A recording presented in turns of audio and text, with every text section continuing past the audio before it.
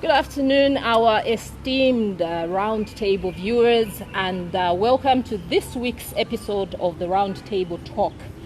Joining me on the table this afternoon to discuss a number of issues is Liberty Ministries International President, the Bish himself, Bishop Eddie Mulenga. Sir, good afternoon. Oh, good afternoon. Now listen.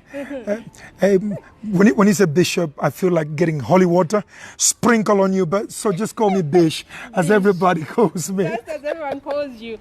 No, Bish, first things first. Yes. Celebrity Bish. This is now what everybody is calling you on social media and everywhere. The celebrity Bish. Where is this celebrity Bish thing coming from? You see, it really has come from the entertainment industry in Zambia. So I'm artists, musicians, actors, everybody who's around the entertainment industry, they began to realize that they find me comfortable, to be around. And what brought me a little more in the prominence is doing their funerals, I just found myself doing the funerals for all these artists because some of them probably don't even have a church they call home. And so when they had that, every time they meet, they'll say, call the Bish. But a lot of people are familiar with that part of my work. But I have been doing their weddings, marriage counseling. I mean, I did the weddings for Peterson Zakase. I did the young brother to Mike 2, what's his name?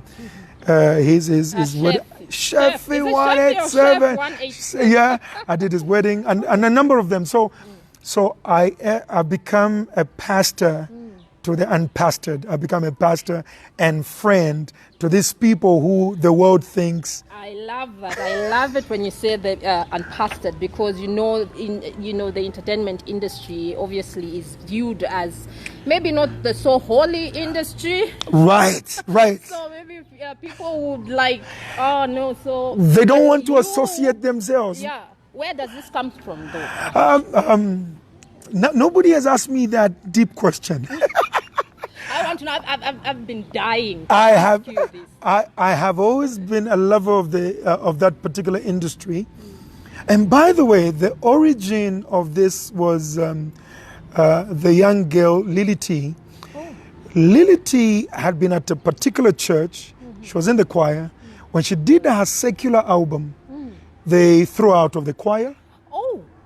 She felt uncomfortable at the church because they ostracized her.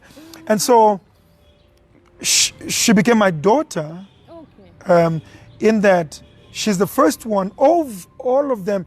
Peterson was my youth at Grace Ministries. I was the youth pastor, worship pastor, music pastor at Grace Ministries, and so on. So we have a rich history together. But this particular one is somebody I'd never known. I met her, somebody introduced me and said, this is Lily T.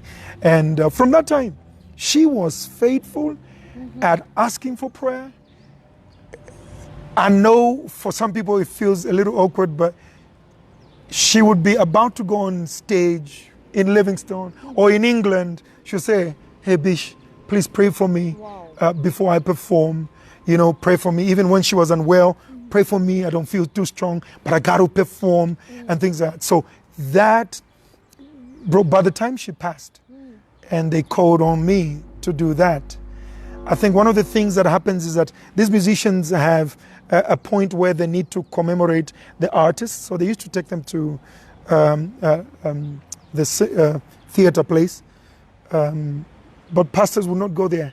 But for me, I go there and see their tribute. And they would sing their songs and everything, and then take them to Cathedral of the Holy Cross, and I conduct the funeral there. So I'm coming from a way back. Yeah, and Bish, why is it that the church is so, I don't know what word to use, why is it so hard on, this type of industry, the entertainment industry, when I think the Bible clearly says that Jesus came not for those that are already saved, so to speak. Exactly. I don't know. It's us, the church, who have lost an opportunity to reach out to people. We want the church to come with a hairstyle. We want them to come in a certain dress code. You want them to come speaking religiously, and so on. It's not right for us as a church to be judgmental in that particular way. Even when you looked at Jesus, he was actually harder with the people inside the church. He was harder with the Pharisees. He was harder with the Sadducees, the religious system. But he's the one that you found eating at Zacchaeus' house, and they began to think, hey, how come a lady comes in and worships in a way they are not conversant with, breaks alabaster, pours it on Jesus. Instead of the water they are supposed to serve him, she cries rivers and washes his feet with her tears and stuff like that. And then they begin to say, if only he was a prophet enough, he would have known how bad that woman is, and he wouldn't have allowed that woman to even touch him. That is a wrong attitude in the church. I will tell you for the record, I have reached out to more people at being with the secular artists, whether it's in music, in acting, and more than I have done in the church. If I make an altar call to receive Jesus at church, if I get 5 or 7, that's a great day. When I do one of those events, when I ask people to give their lives to Jesus, I don't get less than hundreds of people. So I'm a friend to this, to those who are called sinners and bad, and look how terrible they are. No, they're my friends. And how has how have the conventional, churches and pastors, your fellow bishops and stuff like that, taken you? How has it had any negative impact on you from your circles? Now, that's interesting. Actually, I've had people who wanted to try and even instruct me how I should relate with them. Like, if you want to be their friend, just go and be their friend, all right? When I meet them, they have uttermost respect for me, the secular, the entertainment industry, I love to call them. But I'm just to remember, you are already calling me Bish.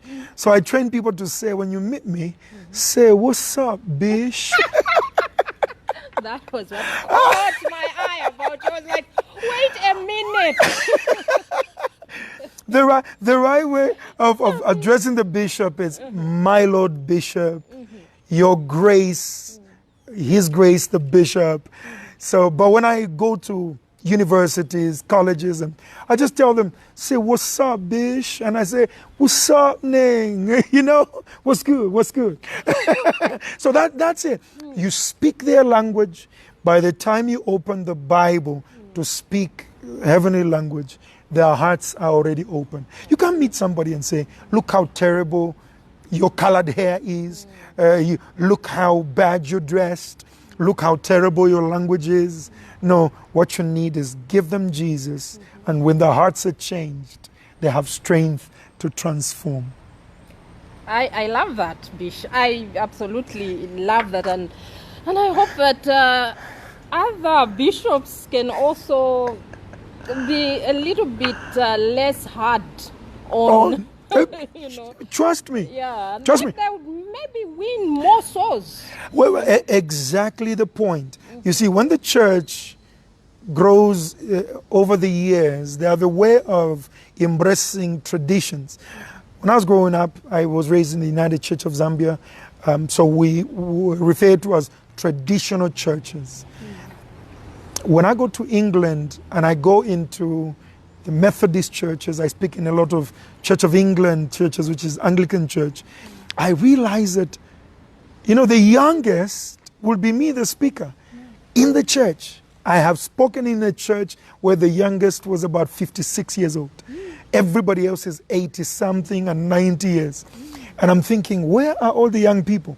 It's because of the way the church crystallizes to the point where we become too religious to contain another generation So they don't come to, but you switch on soccer, you find them filling up the stadiums, singing Glory, Glory, Man United and all that. But in the church, it's cold and dead. So if we can be friends, not in a negative way, this is not me, to go and take over a floor at a nightclub. Right. No, really. Not really. But be friend enough to reach out to them. It will just bring us to the point where the pastors will win more souls than the few in the churches. I agree. Now, Bish, the past 1 year and, quarter now, the world woke up to this really sad reality of COVID-19, and it has taken so many people have died. World economies have come to their knees. Yeah. The church, I believe, has not been spared. Not at all. What exactly has been the impact of this COVID-19 on the church? Wonderful. As you get into the meat of this particular interview, first, you and the great team at Smart Eagles, shout out from the beach. All right. Good job. You're doing a tremendous job, and I salute you. Looking at the various interviews that you've had of people of all kinds of professions and across the places. I even saw yours on the greater city of Lusaka mayor and all that. Tremendous job that you're doing. So thank you for the honor of coming. And anytime you need me, I will be here, and I hope I can be here a little more often and make this my second home. Oh, thank you so much. You're now a resident Bish. All right. I love that. Resident. Awesome. So, COVID. When this thing came up, and I must already put it on record that there is no expert on this particular one. Not Dr. Fauci of the United States of America, not my dear friend, and shout out to our Minister of Health, Minister Dr. Jonas Chanda. Great job that you're doing out there. And we thank God for the president and putting you into that particular office. Awesome stuff. I mean, so if I keep lauding these great workers, understand me, all right? I salute the great MP of Bonham Kobo and Minister of Health. There's no expert. Everybody's learning this all over, and the impact on world economies. Our friends in the US of A, the president is pushing that families be paid at least $1,600 or at least $2,000 per family or per household, just to mitigate the impact of that. So whatever President Edgar Lungu and his team and cabinet decide to help people going through this, they should just go ahead and do, at the expense of being misunderstood for campaigning and other things. But real lives are actually being impacted. So on a world view, I have observed that not only have families been impacted, I have friends, pastor friends in the US of A, whose churches have been closed since March, April last year. They don't have church to this day. They have buildings, they have facilities, but because of the resurgence of COVID, they just closed. June, I was supposed to be in England doing my tours, invited, all expenses paid for. But before I just left, it was actually October into November. They went into the second lockdown. The churches are not being able to meet. I pastor in an area between Mandevu and Chipata compound. I'm in the heart of Mandevu constituency. Okay. So between there is a little piece of land that had been left for Presidential Housing Initiative, first by President Chiluba, but developed under National Housing Authority as Northgate Gardens. Yeah. So I have a big membership from Chipata Compound, from Mandev, and we know the impact it has had. So the church is right there in Northgate Gardens. When the first bout came, our church was closed as directed by Ministry of Health. When we got certification, to this day, we go around with our masks, sanitizers, washing bus, basins, sits our chairs, like we sit at a meter and a half. So it was a strong impact. Trust me, the pastors who are watching will tell you that their offerings dipped down. Our offerings went to a third, just like our membership. We have an average of 500, we're having 500 to 600 people in a service. And we have two, so around 1,200 people per Sunday. We went down to as little as 120 to 300 people. We are only recovering now. 60% of the church is back, 50 to 60%, 40% is not yet back. So people now prefer to watch live stream messages because they can bring their children to children's church or expose them into crowds. So the impact has been great. The membership went down. Progress on building infrastructure for those of us who are building schools and other facilities went down. Obviously, finances. If you're a pastor and you don't talk the offering, then you're going to struggle, it's the offering. Which doesn't come into the pocket of the pastor, by the way. Yeah. In an organization like mine, I'm just a part of the workmanship there who gets paid at the month end, as we take our finances into the bank and all that. The impact was great. But, Nakiwe, it gets worse, where I have had members who pass away. We thank God that since it started, I think I officially have done only one COVID funeral in the church. How do you conduct it? How do I get there? And it's hard. I'm a pastor. They need me. So I go to the funeral house. And one of my customs is to get into the house. And I will sit on the floor. So it means I'm exposing not only me, my family, but others to COVID. And then I have to do the funeral. I will tell people, you can't come in crowds. I have to make the funeral a small numbers and tell everybody who's come to church, you can't come along at the graveyard because maximum of about 50 people. Obviously, some crowds crush a little more than 50. It's hard. So the impact has been so great on the church. I feel you, Bish, as you are speaking. Yeah, that's my heart. You, because you see, when it started, the first wave, yes, it was, as everybody is saying now, it was just numbers and statistics. What is happening now is we are able to put a face to, the people that are dying. These are our friends. These are our relatives. Exactly. Very, very close people to us, and it's become so devastating. Exactly. And, I can imagine for you who has to, attend to this, your people, the entire congregation are your children. Right.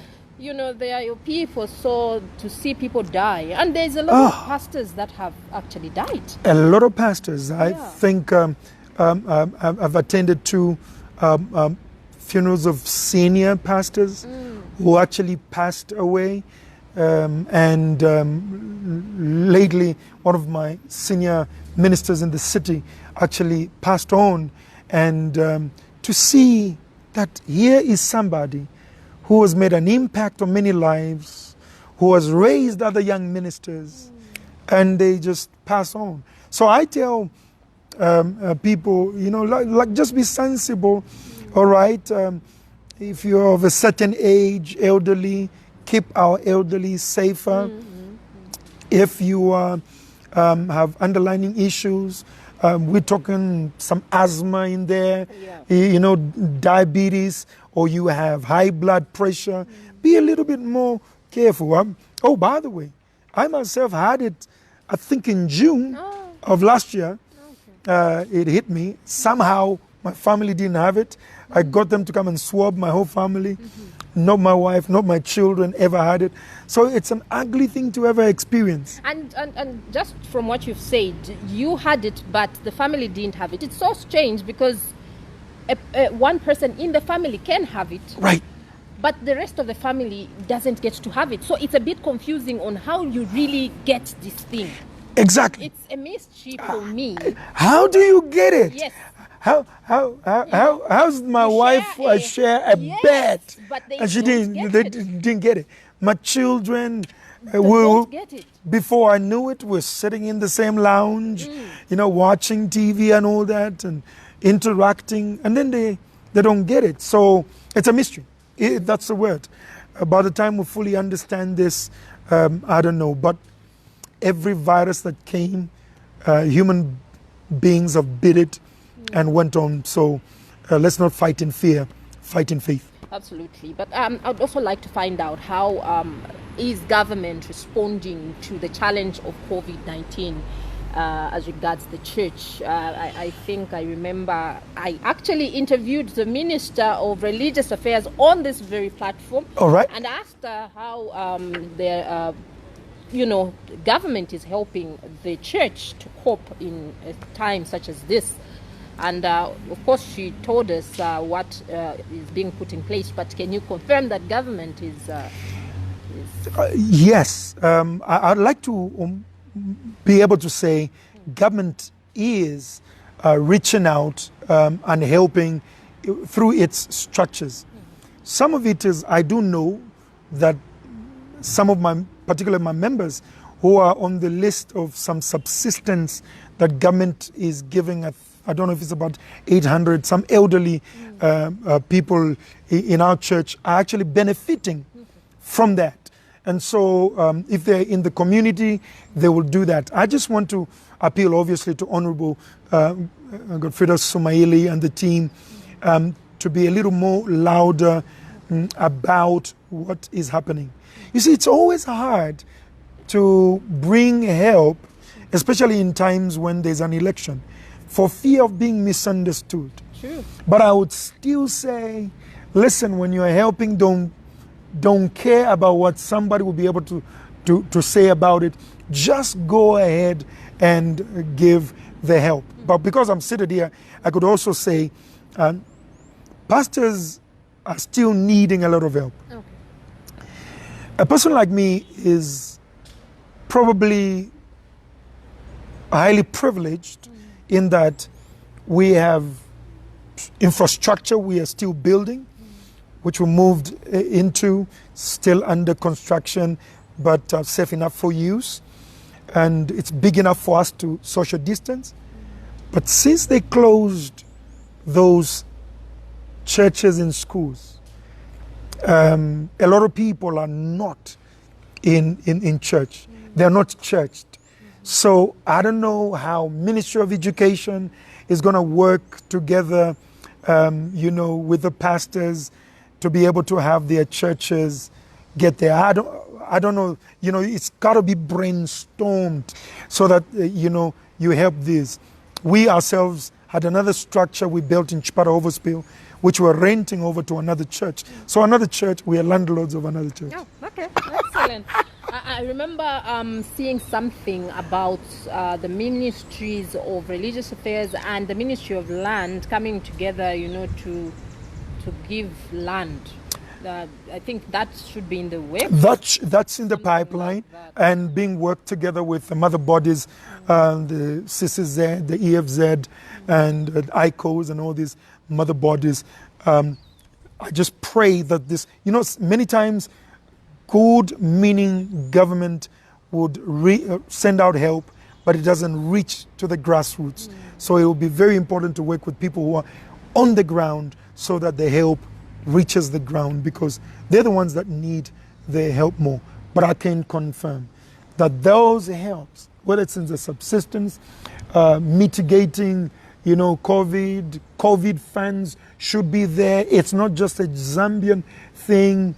The Senate and the House of Representatives is right now debating in the USA how much checks to give every American, and so you wouldn't be wrong in a government to be able to say, these unprecedented times, there are people who are in dire need of that. Others might abuse it. They might be comfortable but still want to get the check. But how many out there still need that kind of help? And government should be bold and not fear to be misunderstood. Just send the help when it's needed, because this thing cannot be separated from one political party and another. The populace will see that kind-heartedness of the parent, because the president is the president of all Zambians, and the government is governing for all citizens. And kudos to the efforts that are being made now. We're just saying you can do more. Come on, you can do more. We're cheering you on, because the success of government is success for all Zambians. I tell everybody, don't wish governance to fail, because if it does, we all fail. Absolutely.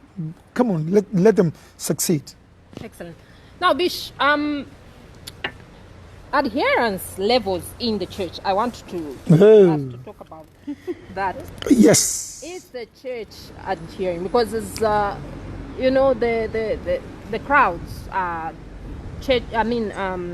Weddings, Filanga Mulilo, the church gatherings, and so forth are what are called super spreader events. Right. So, is the church adhering to the COVID guidelines? Are you social distancing and so forth and so on? Maybe not your church, because I have seen your church is very much on social media, on Facebook, so we are able to actually see. But what about the other churches? Are they? I think that we are guilty as a church. I am glad so far that generally the church has not been lauded among the super spreaders. The funerals, the kitchen parties, the Ifilanga Mulilo, the weddings have actually proven to be higher on being on the spread and be termed super spreaders.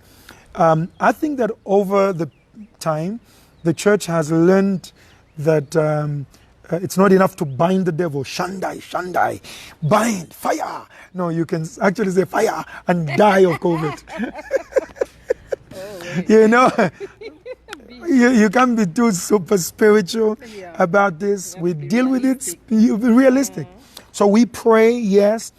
So I attended a United Church of Zambia a congregation last Sunday, because it's my tradition. Usually in February I take a sabbatical, I take a leave. So I've been resting. Today is my first day of work. Oh, okay.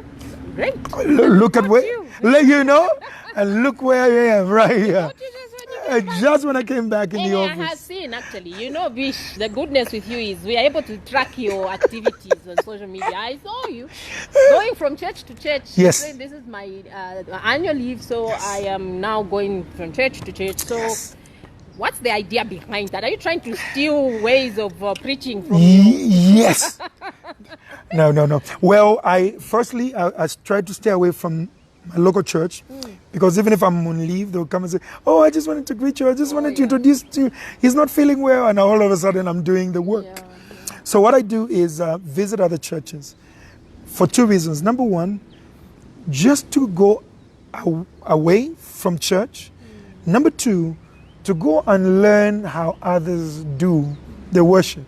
You do nothing wrong to learn good ideas from other places. Last year, I think I was at Bread of Life, I was at Miracle Life, I was at Bruce Mercedes, Mount Zion, and all those places. So this year I decided I'm going to go a lot more to traditional churches. I was raised UCZ, so I went there at one of the congregations, and the announcer actually said, if you see the newspaper of a Monday, this date, a picture of our congregation was placed on one of the dailies, I think Daily Mail Times, I think it was Daily, and it showed that we are not adhering to the COVID guidelines. So they emphasized, keep your masks on. And it was interesting to get into this big church, and they're literally sitting 3 people on a bench, one extreme, one in the middle, and one on the other side. The whole of the church is actually packed, sprayed out like that in the different services.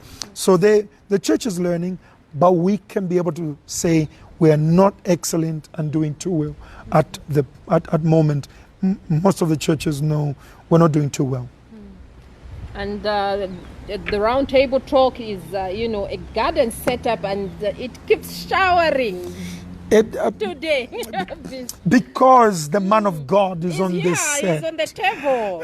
He has joined us on the table. And these are showers of blessings. Yeah, I tell you. So we got to take a break before we continue. Yes, so we move location. We move location to the other more secure place where we don't have to be in the rain. We'll be back